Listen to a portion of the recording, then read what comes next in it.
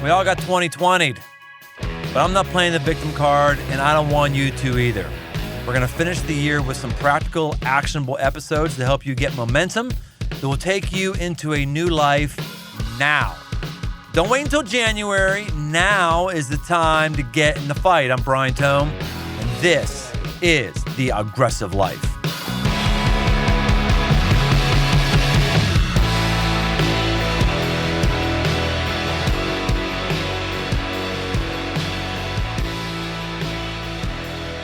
The passive let life happen to them. The aggressive, they take ownership of their lives, even when it's difficult and the path ahead is unclear. This fact is written all over Darren Mulligan's story from his birth and life in Ireland. Ireland Mulligan, to the choice to come to America, chasing a dream of making it in music. His band, We Are Messengers, had a huge year in 2019. Back when people could have huge years in 2019, they performed to over 500,000 people in 40 states and 5 countries. Internationally, their music has been streamed over 100 million times and counting. His music has been critically acclaimed, nominated for awards, and featured in film and television, including The Shack and MTV's Coupled. We Are Messengers might look like an overnight success, but anything that's successful, the passive people delude themselves into thinking it is an overnight success, but no, it is not. It's aggressively doing the right thing day in, day out, making intentional choices as this band has done. Darren's story, I think we're going to find is gripping. He's known for making aggressive moves. He's known for his raw honesty, his refusal to stand on a pedestal. He's a man who chooses authenticity, and he takes ownership of his life. Just an example before we start talking with Darren.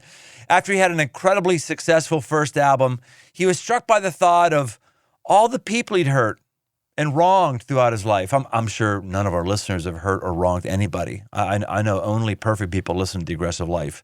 You know what he did? He made a list of 30 people, and then he worked through it, phone call by phone call, apologizing to those who he had wronged. Hey, man, rock stars aren't supposed to do that. No, rock stars are supposed to just roll and keep drinking their Jack Daniels. But he's not your typical rock star. He's an aggressive man. I can't wait for you to meet him. I can't wait to get to know more about him. He's got an amazing accent to boot from Ireland. Welcome to The Aggressive Life, Darren Mulligan. That's quite the setup. I'll take it. Thank you. Oh, gosh. Well, man, it is amazing having you with us. I would just tell you, I just want you to talk as often as possible because the Irish accent is one of the sexiest accents going. My wife might disagree with you. She's Scottish, but I think she's got used to it at this point, you know? No, you know what you got to say for us? You got to say Kellogg's Lucky Charms, they're magically delicious. Not a chance in Hades you getting me to say that on this show. Come on. There. Do you know? I don't even know. You might be too young to even remember that old commercial. Do you remember that old commercial? Kellogg's Lucky Charms, they're magically delicious. I have seen it. Trust me, and I have heard that so many times in America. I'm sorry. I know. Not today, Satan. Not today, Satan. I know. I'm not the most original guy. I go for the cheap thrill all the time. If it's cheap and I can have fun with it, I do. So anyway, enough of that. Hey man, you got your first guitar at age 13. Tell us the story about that. Yeah, well, I grew up in on the border with Northern Ireland, in the Republic of Ireland. Grew up in a Catholic family. Just I guess now that I'm older, I realize we lived in a form of poverty. Wasn't a form of emotional poverty, but all the love and support and encouragement anyone could have, you know. But we didn't have things, couldn't afford things, couldn't do things because of money. And I remember my dad, when he was younger, he had this beautiful Gibson Sunburst guitar. And I've seen a photo of him with it out in the hills of Northern Ireland, sitting looking like a young Elvis Presley. And I've seen that photo. And I asked him one time, I said, Dad, what happened to the guitar? And he said, son, when you were 1, he said, we couldn't afford to buy food, so I sold that guitar. And so when I was 13 years old, I loved music. I'd fallen in love with Johnny Cash and Eddie Cochran and Willie Nelson. And on my 13th Christmas, my mom and dad just got me this guitar. And I didn't realize the importance of it at that time.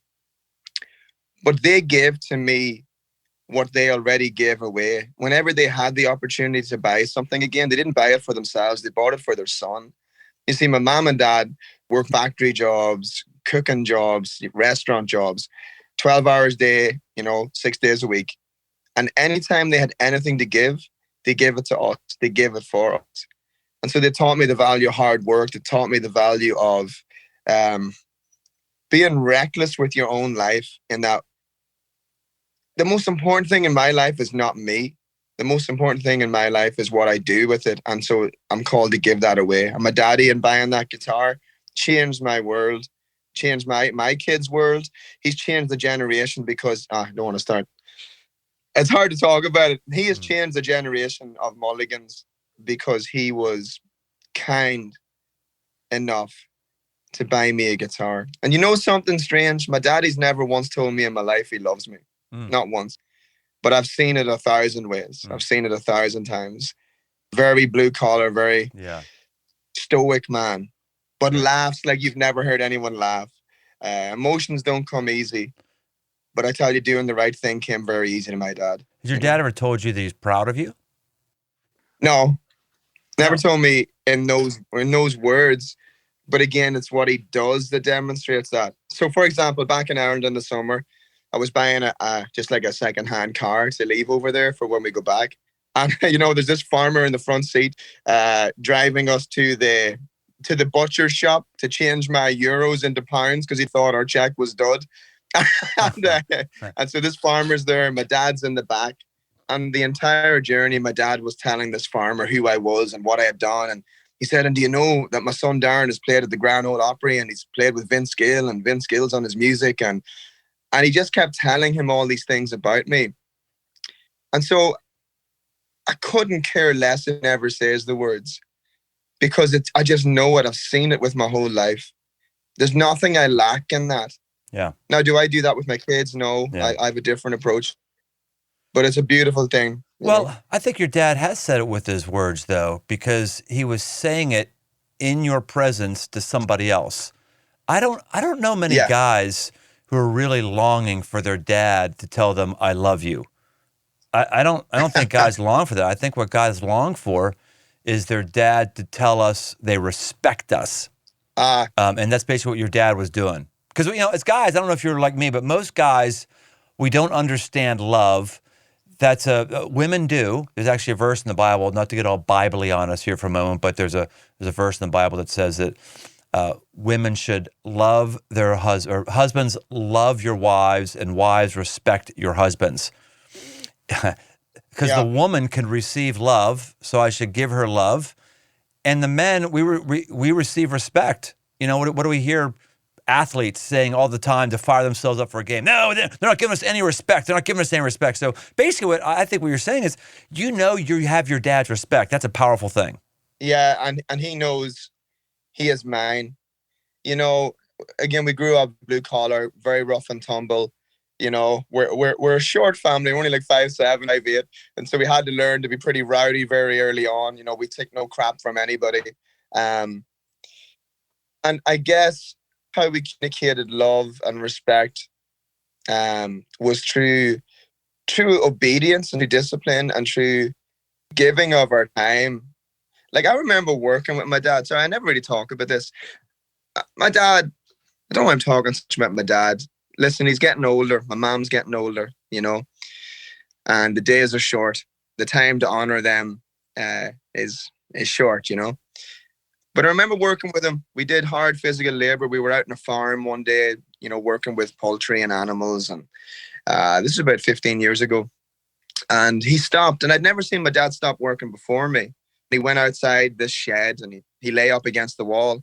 And I went out and said, "Are you okay?" And he said, "No." He says, "I'm just a bit tired or whatever." And I'd never heard him say he was tired, ever.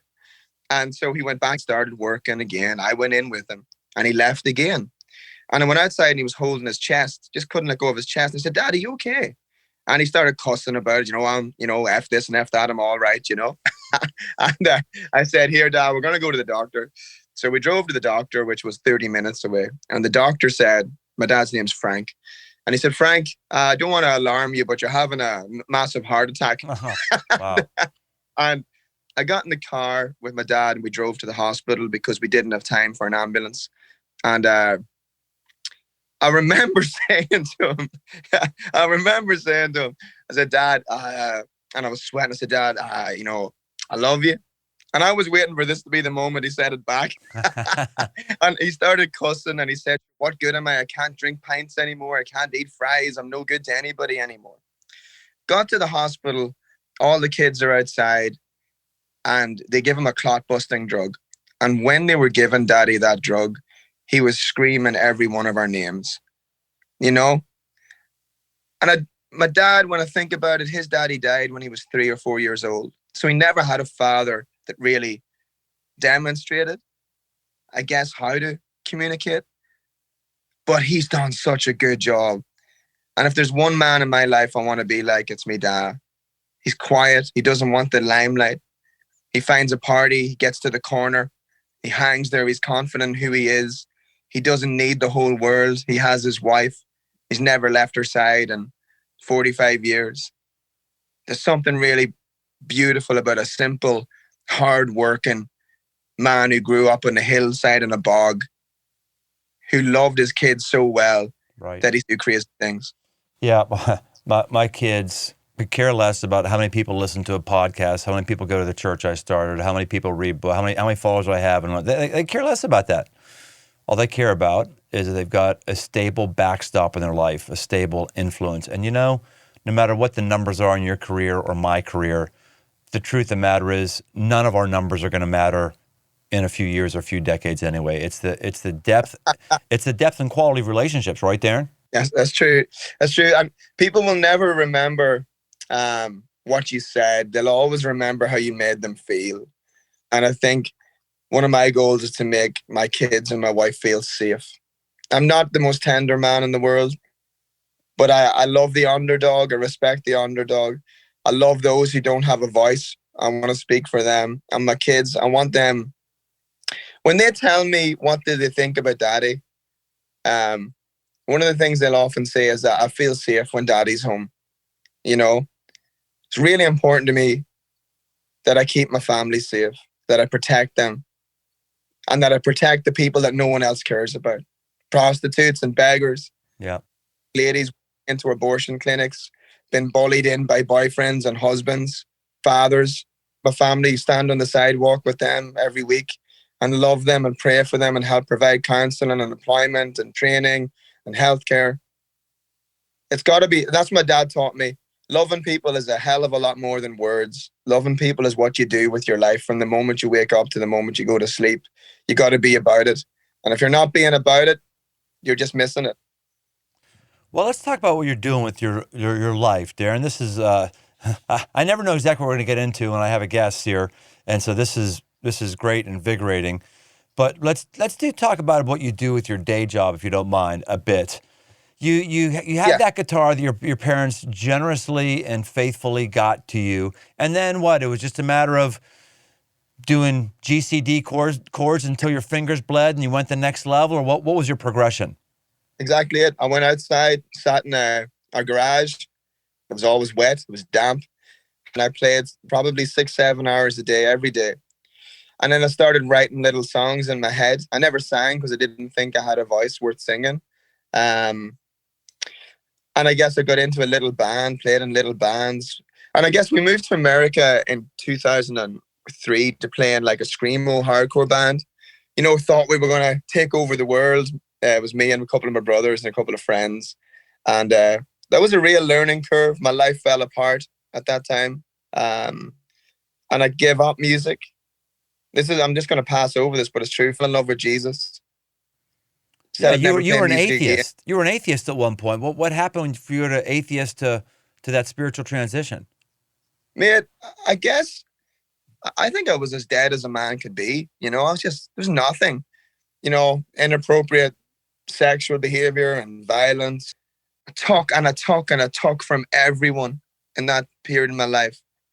But I had this girlfriend who I had met when I was 19. When I was gone in America, she had been wrestling with anorexia and depression and, a whole bunch of issues. And she fell in love with Jesus. And And she told me about him when I came home to Ireland. And I didn't believe it. I thought it was all nonsense. Like some geezer in the sky that you can't see, that he loves you. Some father who would give his son to die on a cross because he loves you. It all sounded like fairy tales to me, you know. And one night I sat in this little church in Ireland, and there was a pastor preaching. And he wasn't like pastors tend to be in Western culture, where they're all tickling your ears and telling you that, you know, there's this wonderful purpose-driven life for you, you know. He was saying, listen, you're dead in your sin, and unless you get right with a holy God, you will spend eternity in hell. And I remember him saying that, and I was deeply offended. I'm like, who is this guy to tell me? Because I'm a good man. But think about the kind of good man I thought I was. The kind of good man that would sleep with strange women in strange cars in America while a faithful girlfriend remained at home. The kind of man who would blaspheme God's name, who would have fights on trains out in Brooklyn, who would drink himself to sleep and wake up with dog shampoo in his hair. What kind of good man was I? But we fool ourselves into believing we are good people because society tells us that. And in that moment, I remember thinking, this God is a holy God. And this Irishman is a very, very, very dead Irishman. So very quickly, I came to faith in God that night through fear. And it was a year later, after I got married, that the first time God ever spoke to me, you know what he said? He said, go and tell your wife everything you've ever done. And so I remember going home to my wife, and I told her about all of these affairs and all of these things. And I waited for the rejection. And I'm not sure where that came into my life. I'm not sure I thought I was going to be rejected, but I waited for it. And mate, she just put her arms around me. She said, I forgive you. I love you. And in that moment, I fell in love with God because I'd heard about his love. People had talked about it. They talked about forgiveness. But until the hands of a good-looking, blonde Scottish lassie were wrapped around my shoulders and she kissed me, I had never known it was true. I love when you talk about our lives being an aggressive life. And sometimes we think that word is such a negative thing, and it's just not. I think about her. She's gentle and tender, the opposite of me. But let me tell you how aggressive she was. When I came home from America and asked her to marry me before I came to faith, her church, who had walked with her, they said, you got to choose him or choose us. If you choose him, the church cannot remain with you. And you know what she said? She chose me, bro. She chose me when I was a piece of dirt, when I had no prospects, no employment, no education, when I was a dirty wretch of a man. She chose me. That's aggression. Yes. She wasn't afraid of risking being hurt. She was all in, and she's responsible for this transformation in my life. You've been married for how long now? Oh, bro, 2008, so 12 years. Yeah. 12 years. And you guys have had quite a bunch of big moves you've done together, aggressive moves. You moved from Ireland to Nashville. Are you in Nashville right now? Yeah, just outside Nashville. We town called Spring Hill. So yeah. What's it been like going from the land of Ireland to the land of country yuppies? It's really weird for me. It's really, really strange.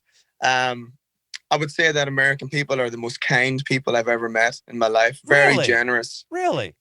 Honestly, phenomenal. I remember that winter we moved and it was freezing, snowing, the whole lot. And I remember just these neighbors coming around to our 1-bedroom apartment, bringing coats and, you know, warm boots for our kids. And we met some random guy in a store who brought us tables and our table and chairs. And see, people don't realize about musicians. You know, it's like you said, when you see someone being successful, you think it happened overnight. I got to go back to go forward. So when I started playing music again in 2008, we used to go around little like halls and community centres all across Northern Ireland to tell people that there was good news. There was something more than just grinding through the day. Anyway, long story short, my wife came to me one day. I was managing homes for kids with intellectual disabilities. I loved my job. I got to see kids' lives change. These kids were very violent, very aggressive, and my job was what I do at home. In a way, I made them feel secure. She came, my wife said, God told me you have to leave your job I said, well, he could have done with telling me, because he didn't. 6 months later, God told me. We had a home, lived near a family. Everything was beautiful. I went, quit my job. And for a year, we set up food banks, went into schools, talked about our faith and life, played some music. And one day, wait to hear this, one day, and I think it was like May 28th or something, 2014, I was praying. And I said, God, can I go back to work? And this prayer, this is the one that changed everything. And remember, when I was 13 years old, got that guitar. Since I was 7, I'd always wanted to write music. It was the only thing made me feel alive. And I prayed outside my kids' school in 2014. I said, God, I don't need music anymore. And the next day, Warner Brothers called, said they'd heard something online, offered us a record deal within 7 days. They offered us a little extra money for my wife to come out and see Nashville to make sure we'd want to do it, like 10 grand or something. And my wife, do you know what she said? She said, did God tell us to go? I said, yeah. Then she said, we're going to go. They can give me all the money in the world. It doesn't matter. Let's go. And when we got I hope you still took the 10,000. I hope you still took the 10 grand. You should have still taken that, I hope. Absolutely took the 10 grand. I'll tell you why, because I needed it. Within 8 months, we were stone cold broke. We had nothing. We were living off food stamps, going down to the city hall. But every day of the week, I would go to work. I would get up in the morning. You see, I have that work ethic. I'd get up in the morning. I'd go write. For our first album, I wrote 130 songs, full demos, fully finished out. And 8 months later, we released our first single. And it was the fastest growing radio single that our record label had had in 10 years. And everything turned. But I didn't get to where I am overnight. I had fingers that were blistered. I worked myself to the bone to get to where we are. And yes, God put us here. I'm not stupid. I know that. But I worked and I worked. Well, it's a good reminder to all of us here in the aggressive life. The truth is, if you're going to be a faith person and you're going to value some of the stuff that's in the Bible, which you're finally talking about music, Darren. Finally talking about music. You keep talking about God. Keep talking about Jesus. Well, I don't care about God and Jesus and the aggressive life. We're talking about music. No, of course I do. But, it's awesome to see your heart there. But, now if I can tap into that for a moment, in the scriptures, there is truth in the tension. People say, well, there's all kind of contradictions in the Bible. Not really. I've read it more times than you. I like you which ones you're talking about, What there is there's tension. So God is one and God is a Trinity. Well, which one is he? Well, there's tension there. Yes, another one is God's in control of my life, called the sovereignty of God, and I have to steward my life, or I have to be in control of my life. So wait a minute, is it God's in control or I'm in control? Yes. That's basically what you're saying here, is that God's in control of my life. He's telling me what to do. And you have to get up every freaking day and you've got to work those chords and write those songs until your fingers bleed. You can't get ahead. You can't bless your family. You can't make a mark on the world through music unless you are taking control of your life and aggressively writing songs and throwing crap up against the wall. Some of it is probably crappy. You said 120 songs. If there's 120 songs you wrote, how many of those are going to be hits? Well, out of those 120 songs, 4 songs were hits. Okay. Man, well, I thought it was going to be less than that. That's awesome. 4. But still, the point is, we got to keep moving and pushing and have a lot of failures until we see something that actually takes root. That's a great reminder for us, Darren. That's true, bro. You got it. See, the people that truly succeed are the people that never quit. There is the very rare thing, like an elite athlete, like a LeBron James, where you can say, well, he's set up genetically and physically and mentally to do that. But how many times did LeBron James as a kid, practice in his driveway or his courtyard or whatever? It's not a fluke that people succeed. People succeed because they are relentless in pursuit of the desire that God has given them. Yes. And I'm relentless in writing things that tell broken people there's hope. I'm relentless because I am a mess and I know how much mercy I've received, and I will not stop until I have fulfilled the thing the Lord has asked me to do. And that thing cost us. Oh my goodness. It has cost us. It has cost my babies sitting on their granny and granddad's knees. It has cost them the fresh air in the hills in Ireland where we live. It has cost them a life that was simple and honest and decent for a life where it appears everyone wants to become something.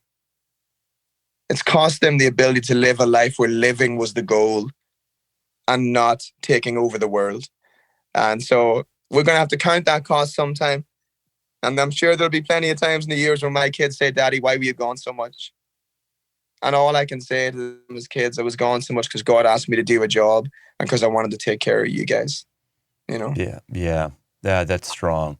Well, I think we've got to see our lives that way. God asking us to do a job. I mean, you're not writing, from what I understand, is kind of classic Christian contemporary music, right? I mean, you're a believer who is in the music industry, but it's not like God's leading you to write new Bible verses set to the tunes of Kellogg's Lucky Charms or Magically Delicious. I'm waiting for you to say that. I'm waiting. I'm going to be aggressively keep lobbing you with that opportunity. You'll be waiting for hell to freeze over before I...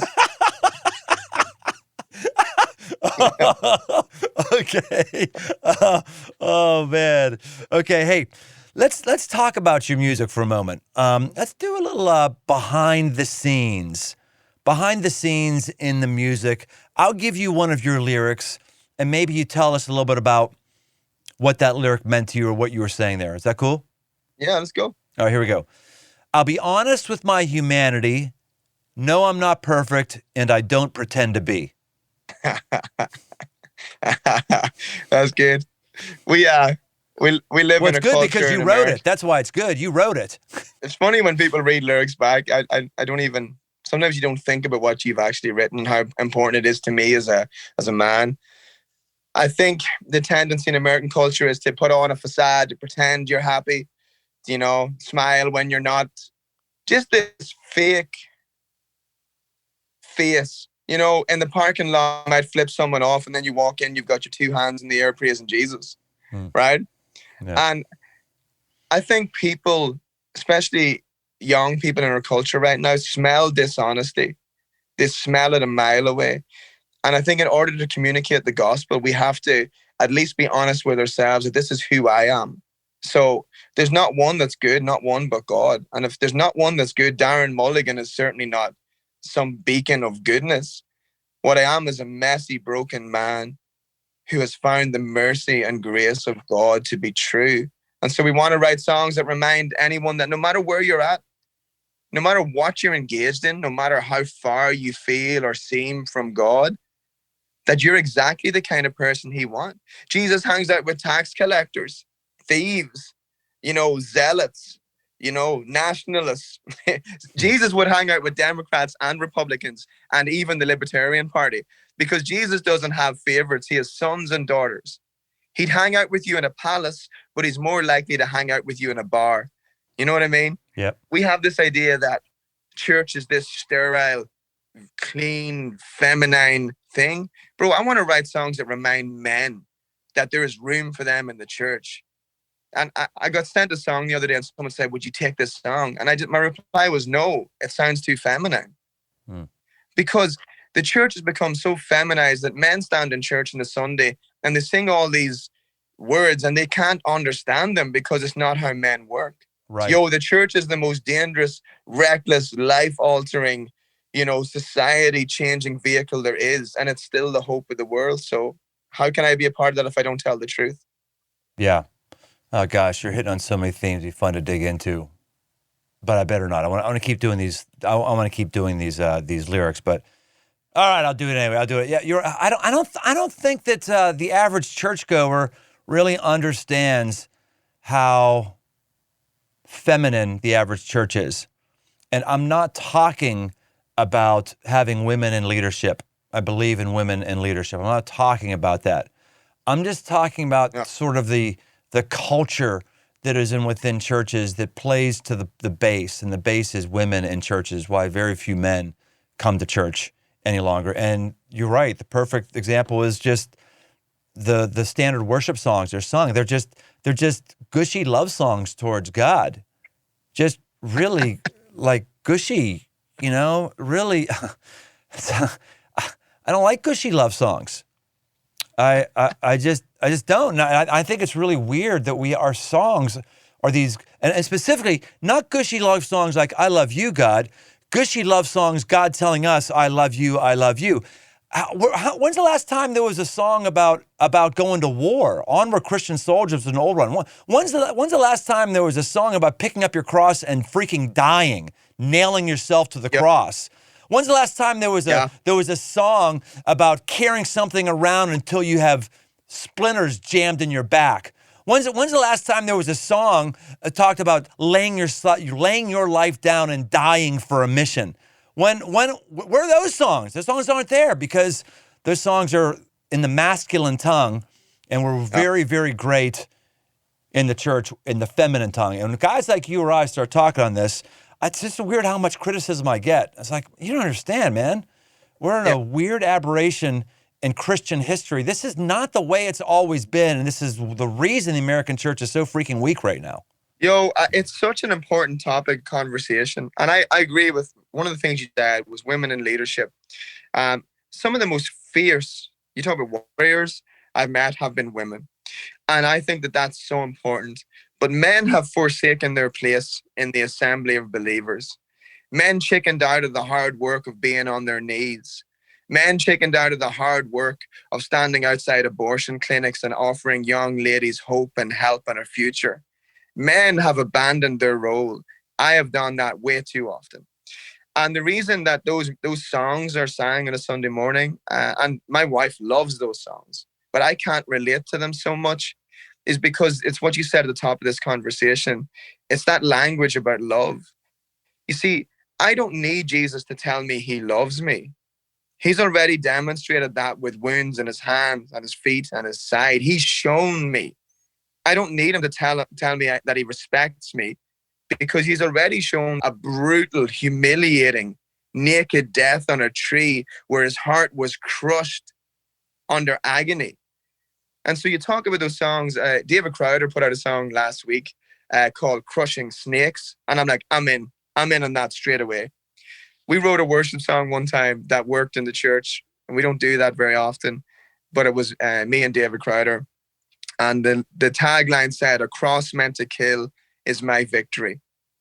And you see, I can get behind that, because you read through the scriptures and you see these men. You look at Abraham, you look at Isaac, you look at David, you look at Joseph. These men were involved in incredible power struggles.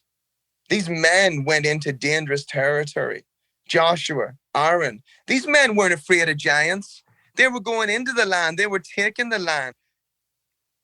The demasculization of the American male is a scary, scary thing. If a burglar breaks into my house tonight, am I going to tell him how much he's loved? Dude, I'm going to chokehold him, and I'm going to teach my boys to do that. I'm going to teach them to open doors for ladies, to give up their seats on buses, to always say please and thank you, to honor the police, to honor our first responders, to honor soldiers, because it's a culture of honor. And when you walk into a church on a Sunday morning and there's flowers everywhere and subtle lighting and this beautiful, tender music, they wonder why males feel like they don't belong. Honestly, at times that makes me feel like I'm too dirty to even be in the room, So we have a responsibility not to blame the church for doing that, but you and I need to show up and say, lads, listen, can we try and change this culture? Can we alter this so that we again restore order in our houses, where men can feel like men, where men can do manly work in the kingdom of God and women can do likewise? Now, in Ireland, I don't know if I just am attracting classic manly man Irish types to me, but it seems like every Irish person I meet has got a similar ethic to what you're talking about right now. Are you standard in Ireland, or it just seems like there's more guys? The people I meet in Ireland just have an edge about them and aren't as civilized. There's just a softness about the average American male that I've not encountered in the average Irish male I've encountered. Is that true or not? Because I haven't met all that many Irish males. Yeah, I think in the general population, I think Irish men There's still a fairly traditional home structure. So for the most part, especially in rural Ireland, and you see this in rural America too, um, the men tend to take the lead in the home. The men tend to be the ultimate decision maker. The men tend to go to work, and the wife tends to work less, maybe, or stay at home and watch the babies. And it's weird because in America you have this feministic movement that really doesn't understand what feminism actually is and how important it can be. And I told a story one time. This is, again, I'm Irish, so this is the best way of answering your question. My mom and dad worked equal hours because, again, we were relatively poor. Worked just as hard. But mom worked harder. She'd get up in the morning, make lunch. She'd get the dinner on so the dinner would be ready. Anyway, I would come home sometimes and my dad would be sitting on an armchair. We'd have a sofa beside the armchair. The fire would be lit. TV would be on. My dad would be sitting on the armchair. And what modern American feminists would say is that my dad would be mansplaining. So he was sitting with his legs spread apart on the armchair, right? Just like any fella, you know. And do you know where my mom would choose to sit? She wouldn't choose to sit on the big comfy sofa. She would choose to sit on the floor between his legs, right? With her arm resting on his knee, and he would have his hand on the back of her head, stroking her hair, right? And I told this story one time in a church, and a woman rose up and she said, "Did your mom not realize she was so weak and she was so humiliated?" And I said, "Young lady, you have no idea. Do you not realize that my mother, in that humility and submission, was in the place of power in my home? She was in the place of honor. They've inverted it. There is nothing humiliating about sitting at the feet of your husband because she knew she was loved above all women. And my dad knew he was respected above all men in our house." And you see this cultural thing that we have in America, it tells men and women sit across from each other in the same size seats, or else it's not equality. Yo, I've opened more doors for women in America and them scoffed at me because I would open the door and let them walk through first. But I'm going to keep doing it because there is an order, there is a way. Men are to be men, women are to be women. And the sooner we realize that, the better. Because the world can't keep turning unless we work together on that. This podcast is called The Regressive Life for such a discussion as this. Hey, I know that we're setting off some bells inside of folks. Hey, just allow yourself to be pushed a little bit here. Allow yourself to open yourself up to a dialogue and to some perspectives that you're not going to get any place else. Thanks for pushing us today, Darren. Good stuff. You know, when you're honest, you tend to get in a lot of trouble. And again, it's because our culture takes things in sound bites. You know, so you can sit and go, "Oh, Darren, he's a sexist." I realize the value of women. I realize that. My family survives because I have a woman who is so strong and so fierce and so secure in her love for God that she allows me to go out into the world 150 days a year and leave our family.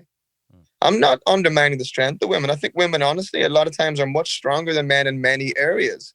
I'm just saying, let us be stronger in the areas we're stronger in. You be stronger in the areas you are, because it takes us both working together. People are saying, yo, our culture is falling apart. We love sin more than we love God. Let's go change it. Let's go take hills. Let's go take the promised land back. But if you say that, people say, "Oh, well, you're stirring people up to anger." No, I'm stirring people up to biblical truth. Ezekiel says if the enemy's coming and you don't warn the people the enemy's coming, the blood will be on your head. But if you warn them, the anger of God will pass over you. How many men have let the evil one come to their house, have let the evil one come to the church, have let the evil one come to their own hearts, and have stood idly by, you know, and sang him a sweet worship song as he walked on in? Yeah. Do you know? Totally. Time to grow up. I'm reading right now Joshua again, the book of Joshua. And Joshua is the first book in the Bible that's got a lot of the intense violence, sanctioned violence from God against other people. And that's a really important theological topic. How can God sanction violence and all that? I get that. That's really important to get at and wrestle with. It really is. But you know what I say on the other side of that is, I never read those stories going, is God ever going to call me to pull up my 44 Magnum or take out my nine and pop a cap in your ass? Is he ever going to do that? Have me kill somebody?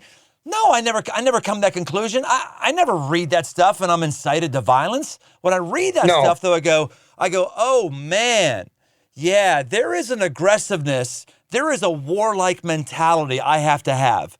When I see my marriage slipping through my fingers, or when I see finances being tough, or I see the thing I lead having problems, I've got to man up. And by man up, I'm talking about warrior up. I got to see there's a war. And I just find people who have a hard time with the violence passages in the Bible have a hard time warring up. Because I tell you what, brothers and sisters, your life is a freaking war. If 2020 has taught you anything, it's shaking us out. It is a freaking war. I'm not saying you're supposed to go to war with a person. I'm not talking about the political divisiveness I have. But you've got to see there's something in front of you that needs knocked down.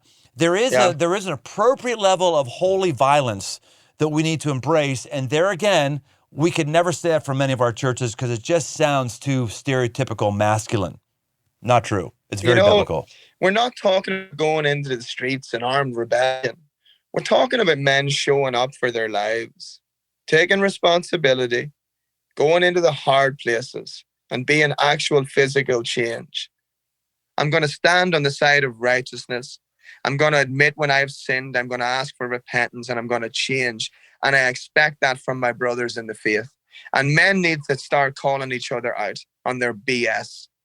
You know, every time a man talks sexually about another woman in the presence of another man, that man needs to say, yo, that's not what we do. We honor women. We respect women. We're called to more. That's going to war. Paying your taxes. Right. Being honorable in your job, that is going to war. And growing up and remember that the world doesn't revolve around us. Like soldiers, we're called to lay our lives down so that other people can live theirs. And I think you've stirred me up. This is your fault. This is your fault because these conversations need to happen. I'm just telling you. Sorry. Quick commercial break.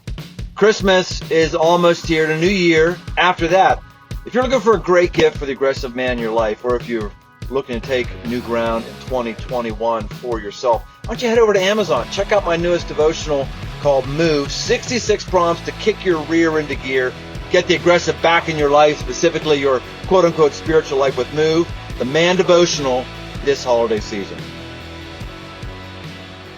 This has been a deep dive here on a number of levels, but I got to get us into the lightning round. I got to finish this out with the lightning round. The lightning round is very simple. I tell you something, I ask you a question, you got to answer it in 1 or 2 sentences. Are you up for the lightning round? Can you do it? And there's no Bible verses in my lightning round. I don't know if you can handle this or not. There's no political statements in my lightning round here. There's no time for you to get on your macho Bible kick that you and I are on right now.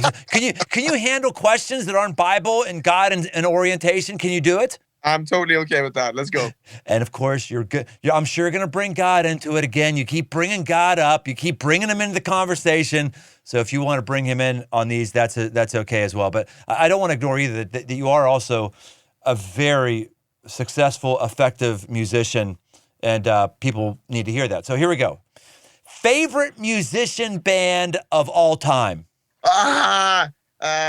Johnny Cash. Probably Johnny Cash. Yeah, dude was real, honest. Yeah, love him. Musical artist that people would be surprised to know that you listen to? Metallica. They wouldn't be surprised about that because they know me. I would say Norah Jones. All right. Yes, Metallica didn't sound too surprising to me. Norah Jones, that does. All right. Most aggressive move you've made in your career? Leaving my job, leaving my home, leaving our family. Arriving in America with 5 suitcases and no beds to sleep on. Terrified. Most aggressive move you've made in your family life? Saying sorry to my wife for adultery and affairs, before we had got married. Yeah. The secret to creativity? Hard work. The thing that inspires you? Mercy. the band you'd love to tour alongside with? Ooh. Imagine Dragons. Thing you loved most growing up in Ireland? Man, I can't talk about Ireland without crying. I love the air. The air is clean and it's fresh. I love the drizzle.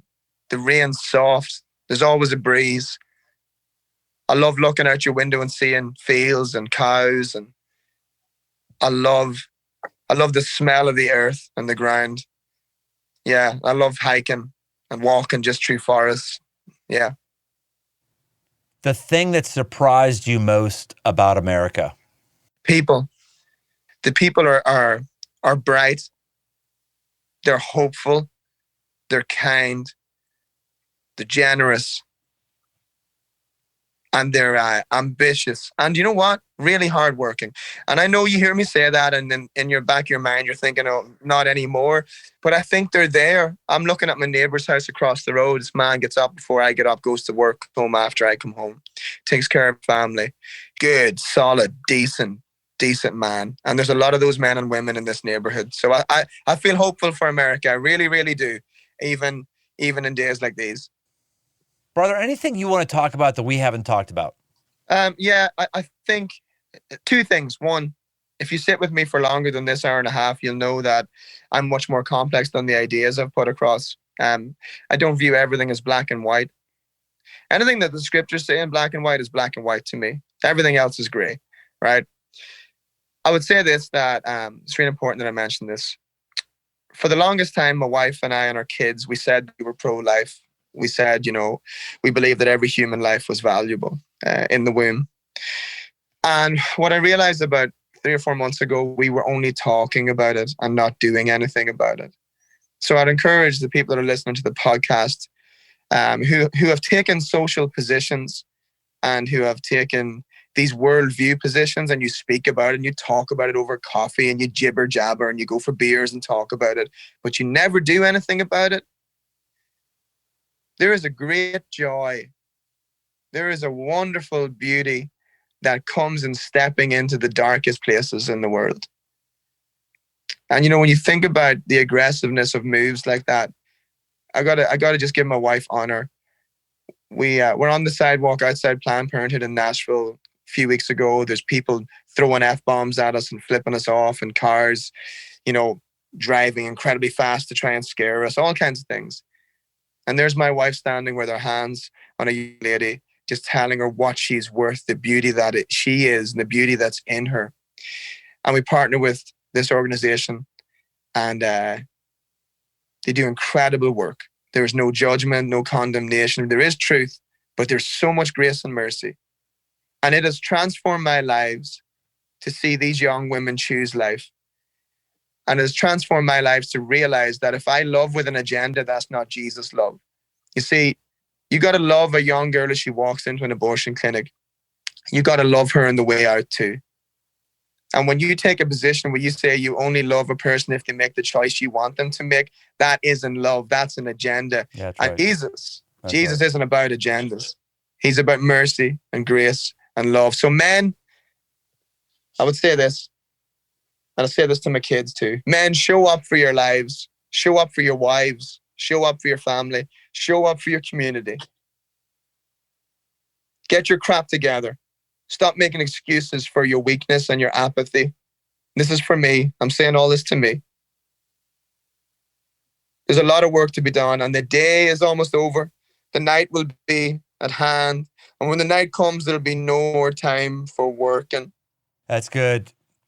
Darren, people want to follow up with you more or get in touch with your stuff or see what you got going on, just go ahead and give us a plug for all your channels.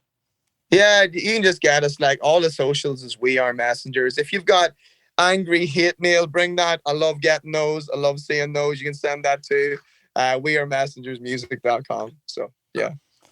There you have it, boys and girls. Darren Mulligan. You can't put him in the box of just being an artist. You can't put him in the box of just being an Irishman. No. That guy schooled us on what it's like to have convictions. He's schooled us on what it's like to go after the things you believe in, not just have your philosophies and beliefs, but actually put your actions behind them. We're all the richer for it.